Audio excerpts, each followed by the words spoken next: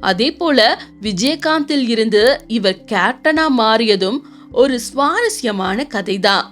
விஜயகாந்தோடைய 100வது படமான கேப்டன் பிரபாகரன் படம் வெளியானதுக்கு அப்புறமா ரசிகர்கள் அவரை கேப்டன் அப்படின்னு அழைக்க தொடங்கினாங்க.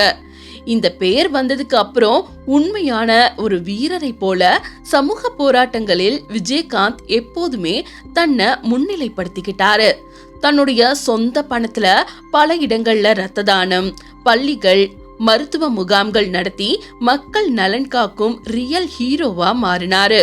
ஒரு சாதாரண மனுஷனா இருந்த விஜயகாந்த கேப்டனா மாற்றி மக்களின் மனதில் குடியேற்றி அழகு பார்த்தது என்னவோ சினிமாதான். எனவே சினிமா உலகை சேர்ந்த சக நடிகர்களுக்கு உதவணும் அப்படின்றத தன்னுடைய கடமையா கடைசி வர நினைச்சவர் விஜயகாந்த்.